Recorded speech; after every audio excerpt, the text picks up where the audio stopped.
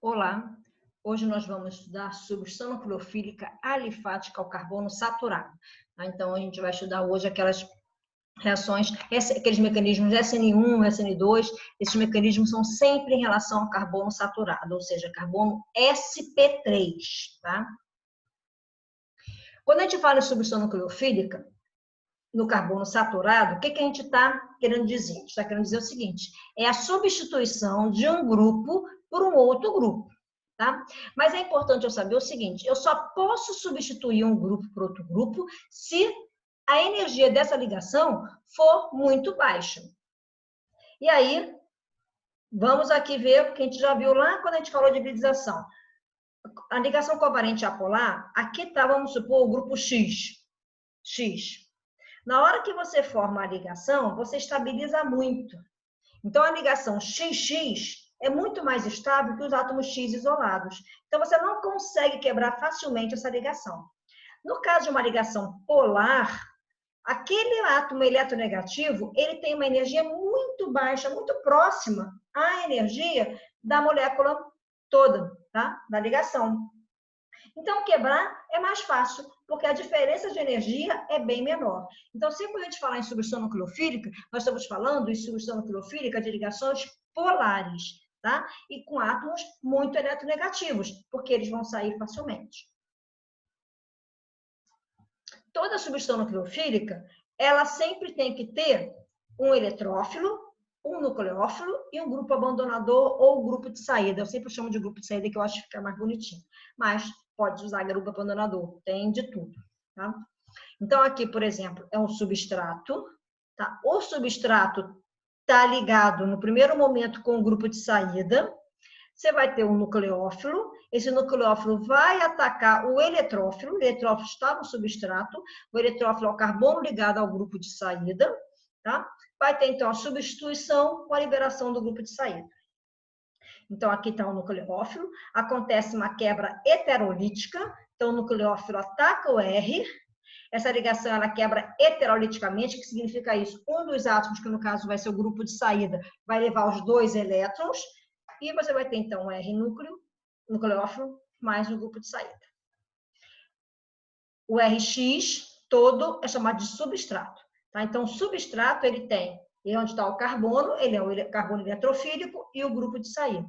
E o nucleófilo é a espécie que vai atacar o substrato. Então, o nucleófilo, ele sempre vai buscar o centro positivo do substrato. Então, por exemplo, você tem várias ligações polares, o nucleófilo pode atacar qualquer uma delas, tá? E o nucleófilo, ele é um íon negativo ou um átomo que tenha pares de elétrons livres. Já o grupo de saída é uma molécula ou átomo que suporta bem uma carga negativa. Então, se a gente for olhar lá o nosso conceito de ácido e base, quem é que suporta bem a carga negativa? É a base fraca. Então, eu vou ter que olhar o seguinte, você está com um substrato cheio de ligações polares. Eu tenho que saber qual dessas ligações polares tem um grupo de saída que é uma base mais fraca. É ali que vai acontecer preferencialmente a reação. Então, o grupo abandonador ele é extremamente importante e ele exerce duas funções. Ele vai exercer a função de diminuir a carga negativa do carbono. Então, quanto mais eletronegativo ele for, é melhor, porque ele deixa esse carbono mais eletrofílico, tá? E isso é por efeito indutivo. E estabiliza a carga negativa quando o grupo de saída realmente se liberar do substrato. Então, tem que ser uma base fraca. As reações de substância nucleofílica, elas podem ocorrer por dois mecanismos. E aí acontece muita confusão, porque o primeiro mecanismo é o mecanismo de substituição nucleofílica bimolecular. É o SN2. Aqui, então, muita atenção na notação que a gente usa. O S é maiúsculo, o N é maiúsculo, só que o N é subscrito, e o 2 é na mesma linha que o S, não fica no lado do N, não, fica na mesma linha, tá? Mesma coisa a gente com SN1, que é a substituição nucleofílica unimolecular.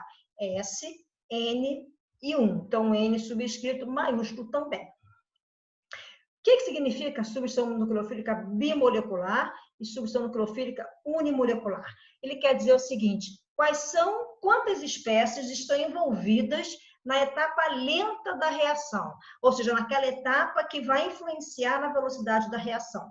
No caso da SN2, só tem uma única etapa. No caso da SN1, eu tenho duas etapas. Só que essa etapa é a lenta. Tá? Nessa etapa lenta, eu só tenho uma espécie nessa etapa. Por isso que é unimolecular. Aqui, eu tenho duas espécies nessa etapa. Tá? Então, o SN2 não é quantas etapas tem, sim quantas espécies vão estar envolvidas no estado de transição. Tá? Da etapa mais lenta, que a gente já vai falar daqui a pouco disso. Então, a substituição nucleofílica bimolecular, ela envolve uma etapa lenta que tem duas espécies envolvidas, sem a formação de intermediários. Então, vamos entender isso. Primeira coisa que a gente tem que saber, como é que se chegou a essa comprovação, né? Isso é empírico, foi feito no laboratório. Então, você pegou, a gente pode fazer isso facilmente no nosso laboratório. A gente pega brometo de metila, por exemplo, com hidroxila. Então, ele faz 3 experimentos. No primeiro experimento, você define uma concentração tanto para o brometo quanto para a hidroxila. Aqui esse experimento definiu 0,001 e 1. Tá? Fez a reação, viu que a velocidade era de 4,8 vezes 10 a menos 7. Aí fez o segundo experimento dobrando a concentração do brometo apenas, deixando a hidroxila constante. Observou que a velocidade dobrou. Ou seja, quando eu dobro o substrato, eu dobro a velocidade. Sinal que a velocidade é dependente do substrato.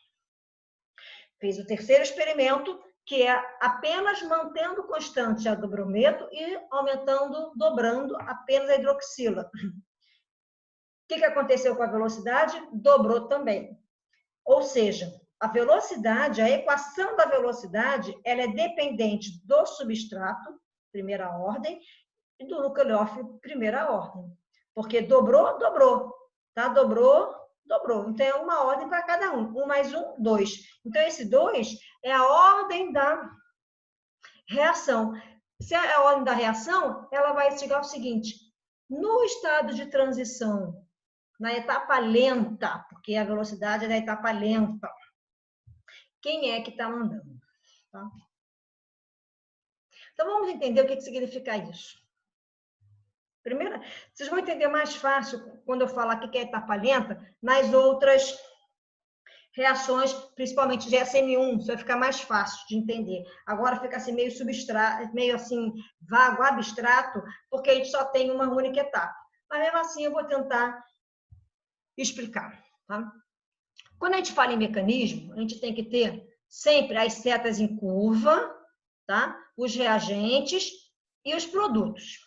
E, além disso, eu preciso definir o diagrama de energia. Então, só colocar isso aqui, isso não é um mecanismo. Tá? Está errado. O mecanismo é isso.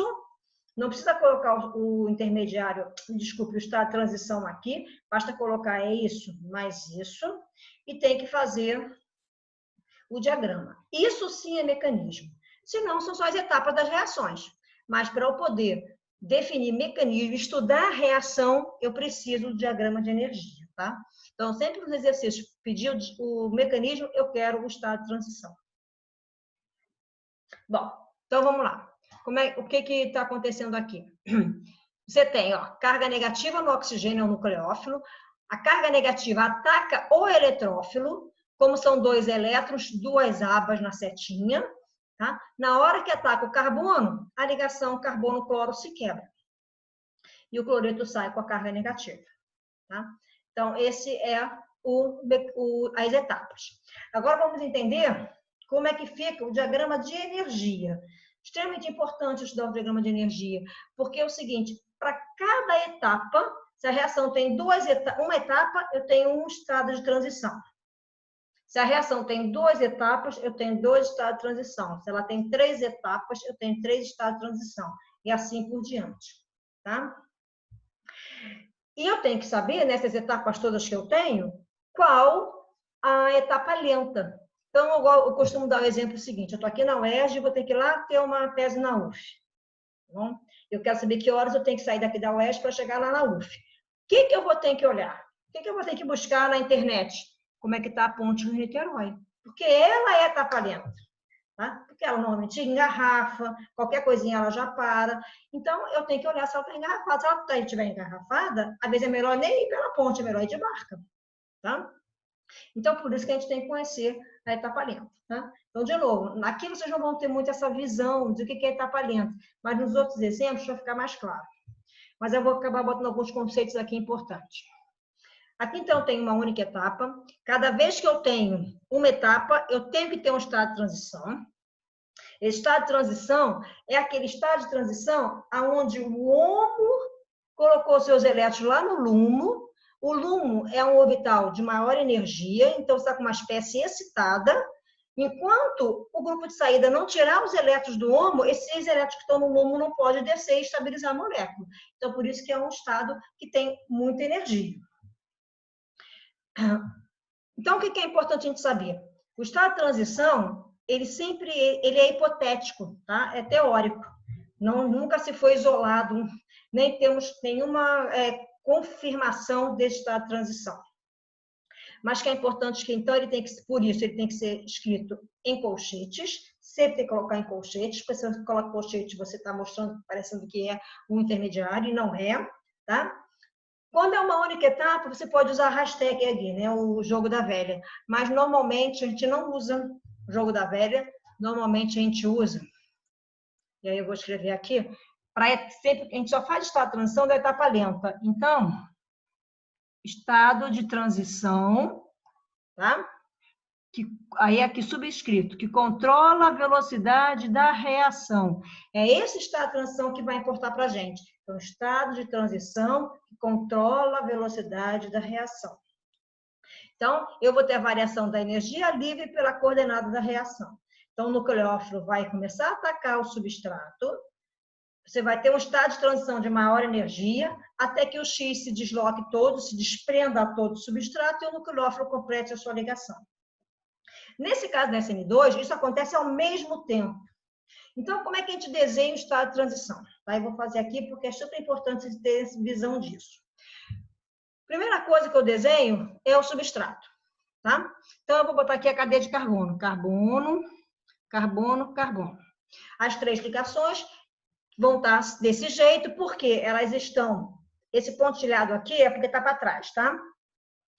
Elas continuam do mesmo jeito aqui, ou seja, não teve variação, nenhuma ligação se quebrou nem se formou. Então, no estado de transição, elas ficam marcadas normais, tá? O nucleófilo aqui, ele não está ligado. Então, você tem que olhar o que acontece antes e depois do estado de transição. Aqui ele não está ligado. Logo depois do estado de transição, ele está ligado. Então, a ligação do nucleófilo com o substrato foi sendo formada. Se foi sendo formada, ela tem que ser representada pontilhada, tá? Além disso, o nucleófilo era negativo. Antes do estado de transição, após o estado de transição, ele foi ficando neutro. Ou seja, a densidade de carga negativa dele foi variando com o tempo. Ele não chegou a ficar positivo, tá? Porque o nucleófilo é eletronegativo, não vai ficar nunca positivo. Mas ele vai diminuindo a sua densidade de carga. Então, você tem que botar aqui, ó, parcialmente negativo, tá? O carbono, ele estava neutro, continua neutro, então você não vai botar carga nele. Vamos agora analisar o X. O X estava ligado e deixou de ficar ligado. Então, o X estava ligado e deixou de ficar ligado. Então, fica pontilhado. Tá? Vou botar o Xzinho aqui, bonitinho. O X estava neutro e passou a ficar negativo. Então, ele foi aumentando a sua densidade de carga negativa. Aqui ele estava neutro, mas ele tinha uma carga, ele tinha uma polarização, né? Porque ele é eletronegativo. Então, ele não estava assim tão neutro, né? E ele foi ficando negativo. Então, ele também teve uma densidade de carga negativa variável, tá? Então, esse é o estado de transição, a gente bota sempre em colchete. Nesse caso é fácil, porque é uma única etapa. Se fosse mais de uma etapa, eu tinha que escolher qual era. E então, ele vai ser o estado de transição que controla a velocidade da reação. Ok? Entendido?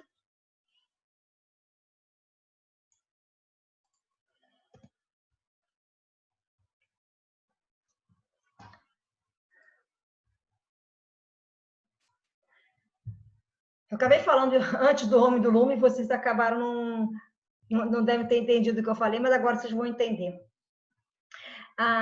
Numa reação de SN2, imagina o que a gente falou lá na aula de hibridização, né? Quando uma ligação é formada, todo orbital, você tem um orbital molecular ligante e o antiligante.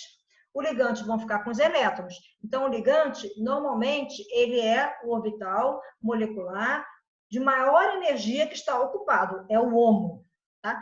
E o antiligante, ele é o orbital molecular de menor energia desocupado, ele é o LUMO. Então, na reação de SN2, o nucleófilo vai doar elétrons para o eletrófilo. Tá? Para ele doar esse elétron para o eletrófilo, primeiro, qual o elétron que ele vai doar? Ele vai doar o elétron da sua camada de valência, que é do HOMO, tá? Que é o maior ocupado. E ele vai doar para o eletrófilo. Mas qual é o orbital que o eletrófilo vai utilizar? Ele vai ter que utilizar o LUMO, que é o orbital que está vazio. Ele não tem como botar elétrons no HOMO. Tá? O HOMO já está ocupado, então ele vai utilizar o LUMO. Então, aqui fica mais fácil vocês entenderem. Ó. O nucleófilo está com os elétrons dele no orbital HOMO, o LUMO está vazio. O eletrófilo, que é o substrato, está com o HOMO aqui ocupado e o LUMO vazio. Na hora que acontecer, esses elétrons vão vir para cá, porque eu não tenho como botar aqui, já está ocupado, só podem botar 2 elétrons em cada orbital. Então, no estágio de transição, o que vai acontecer no estágio de transição? Tá? Esses elétrons vêm para cá. Então, o carbono ele vai estar naquele estado de transição com os 4 elétrons. Só que enquanto está chegando aqui, o que vai acontecer com esses aqui? Esses elétrons vão estar saindo com o grupo de saída. Tá? Então, o HOMO está colocando elétron no LUMO, o eletrófilo está perdendo os elétrons do HOMO, e no final, isso é um estado de transição, porque você está com o elétron lá no LUMO, o orbital de maior energia. No final, quando sair desse estado de transição, que esse orbital ficou vazio, esse vai sendo deslocado para cá. Então, tudo isso é ao mesmo tempo. Você tem o HOMO colocando no LUMO e o próprio LUMO empurrando o HOMO para que expulse o grupo de saída com os elétrons. Então, tudo isso vai acontecendo ao mesmo tempo.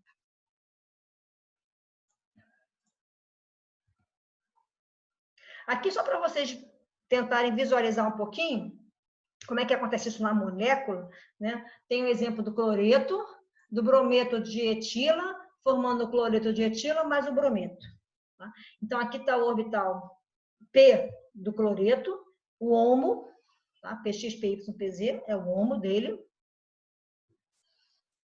Para que forme uma ligação sigma, eu preciso ter uma aproximação frontal. Então, esse P, que é o HOMO, vai ter que atacar o LUMO do brometo de etila. Tá? Aqui está a molécula do brometo de etila, aqui está a metila, aqui está o carbono e aqui está o bromo. O bromo é vermelhinho, tá bom?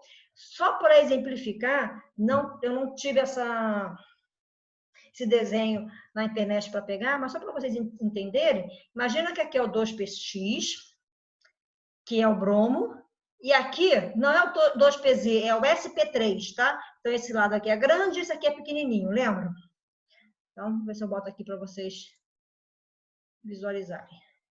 Esse aqui pequenininho, tá? SP3 do carbono. Tá? Então, aqui é bromo. E aqui é o carbono. O que vai acontecer? O HOMO, ele vai ter essa aumentar a densidade eletrônica aqui. Tá? Não está representado aqui. E o LUMO? O LUMO você vai ter, mas aqui ainda pequenininho, porque é o SP3. Então, você vai ter um nodo, 2 nodos e 3 nodos. Tá? Um nodo, 2 nodos, 3 nodos. Então, esse aqui é o LUMO da ligação bromo-carbono. Tá? Então, esse P vai frontalmente se aproximar por esse lado, contrário ao bromo, nesse carbono. Então, você vai ter, ó, aqui o cloro é verde e o bromo é vermelho, o cloro se aproximando, tá? E e o bromo aqui. Esse é o estado de transição. Vai chegar uma hora que o cloro vai se ligar todo aqui e o bromo vai sair com os elétrons. Tá? Por que é importante eu saber o HOMO e o LUMO? Tá? Porque o HOMO, eu consigo descobrir quem vai ser o nucleófilo mais forte, sabe, conhecendo quem é o HOMO. Tá? Muitas vezes, no início, a gente confunde, a gente acha que o nucleófilo mais forte é a base mais forte, mas não é. Não confundam isso. Base é em relação ao hidrogênio, tá? Então, normalmente, pK, você não pode pegar o pK, base forte é o pK, menor pK. Eu não posso fazer essa relação, porque base forte, o pK é em relação ao hidrogênio, são os ácidos de Bronsted, tá? E base de Bronsted.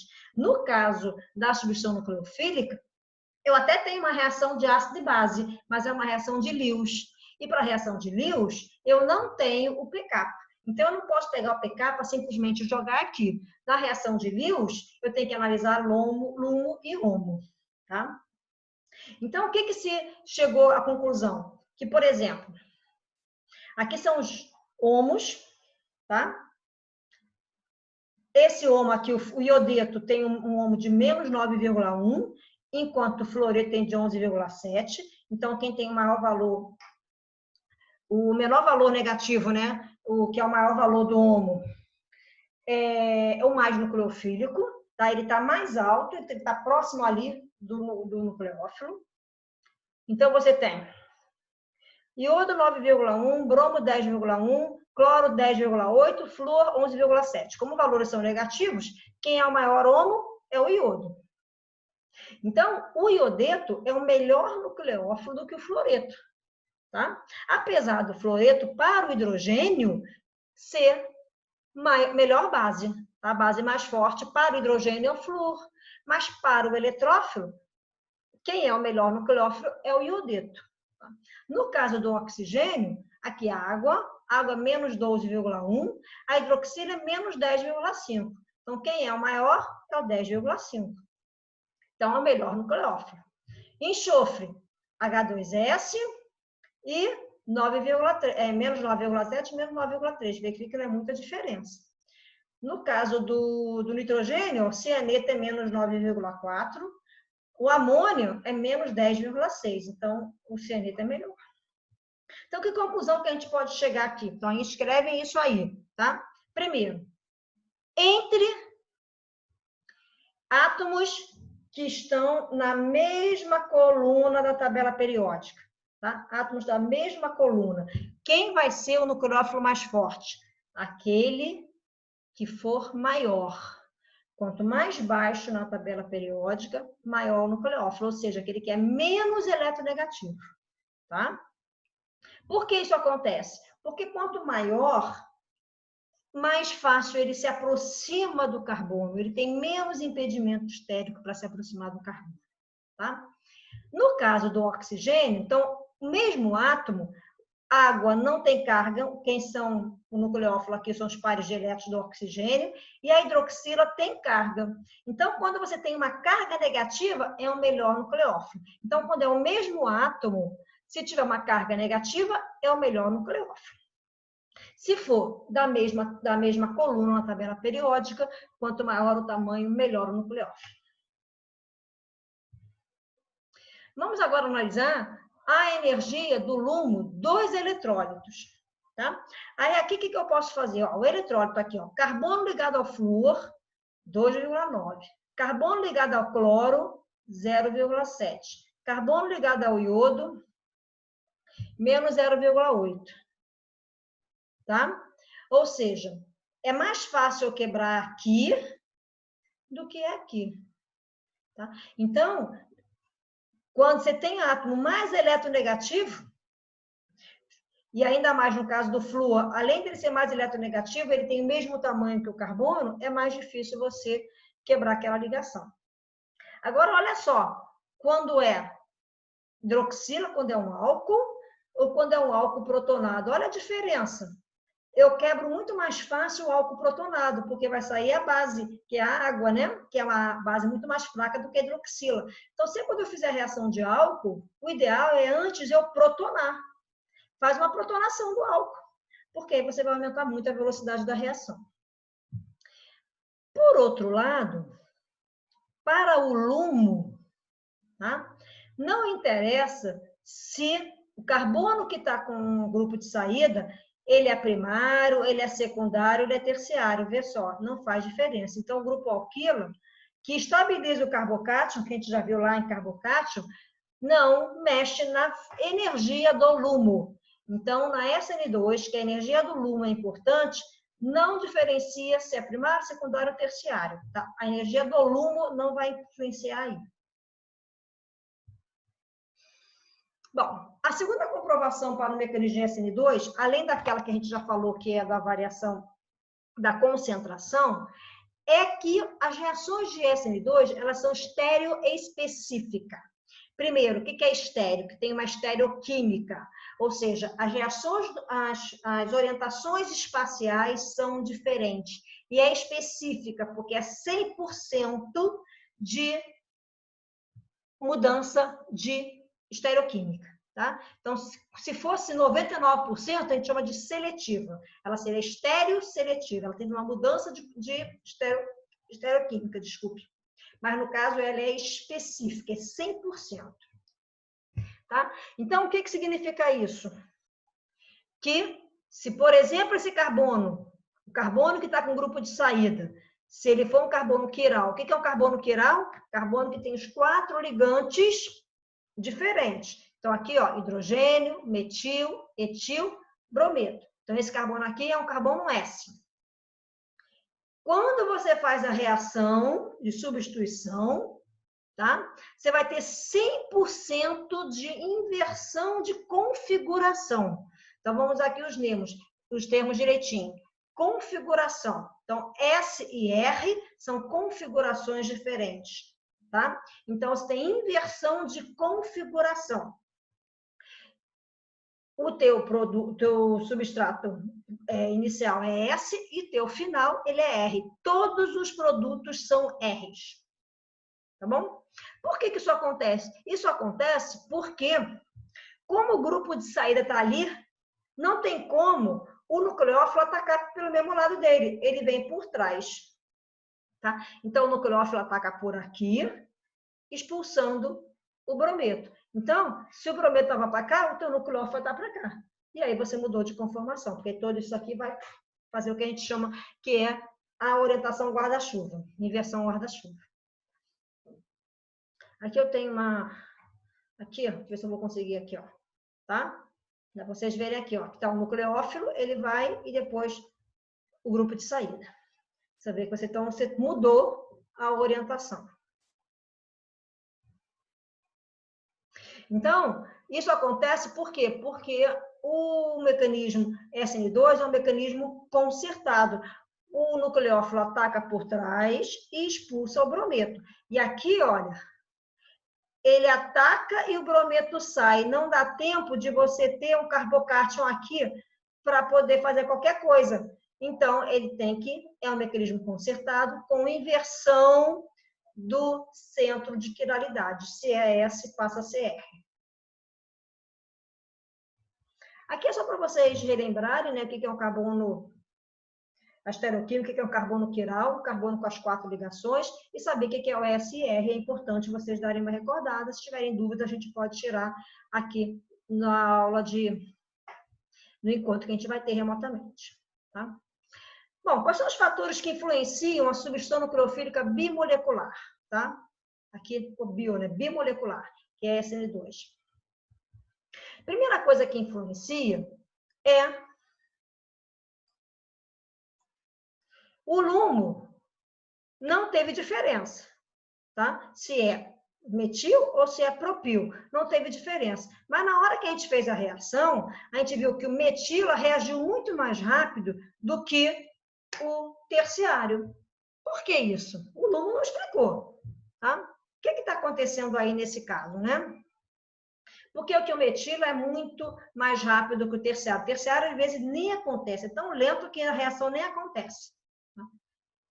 Então, o que se concluiu que, como o nucleófilo ele ataca por trás e o grupo de saída sai, a reação deve sofrer fatores que sejam fatores estéricos. Porque imagina o seguinte, o nucleófilo está cheio de elétrons nele.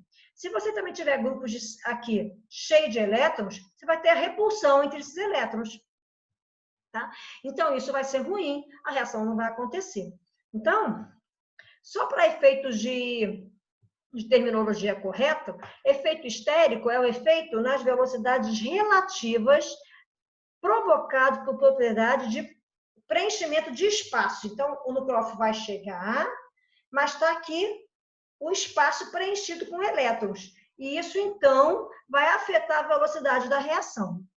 O impedimento estérico está ali. Tá? A reação pode acontecer ou não. Não necessariamente afeta a velocidade. Ele pode fazer alguma coisa para que a reação não vá acontecer. Então, o impedimento estérico é arranjo espacial, enquanto o efeito estérico é o efeito na velocidade. Tá? Então, o que vai acontecer aqui? Quanto maior a energia do estado de transição, tá? Mais difícil é essa reação acontecer, mais lenta é a reação acontecer. Deixa eu ver se vai ter aqui. Aqui. Então, olha só. Quando é primário, a energia é menor. Quando é secundário, é maior. Quando é terciário, é maior ainda, mostrando que, nesse caso, é mais difícil a reação acontecer do que nesses outros dois casos. Tá? Por que isso acontece? Aqui está o cianeto, tá? Aqui é a nitrila entrando. Tá? Quando a nitrila entra, ela está encontrando aqui esse impedimento estérico aqui, só. Então, está tendo aqui, mas ela consegue ali se distorcer, ela é linear, ela consegue aproximar. Apenas um impedimento estérico.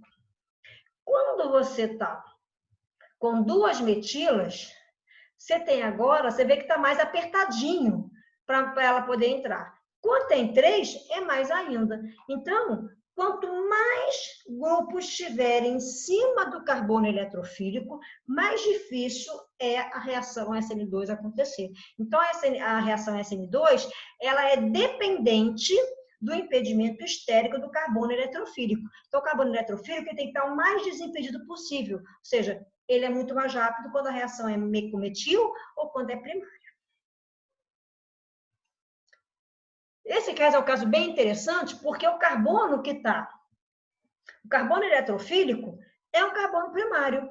Só que repara que vizinho a esse carbono primário tem o terbutil. Olha só o terbutil aqui. Ele ainda impede a entrada do nucleófilo, tá? Também fazendo fumagem. Então, quando a gente fala assim, mas o carbono é primário, mas você tem que olhar a molécula como um todo.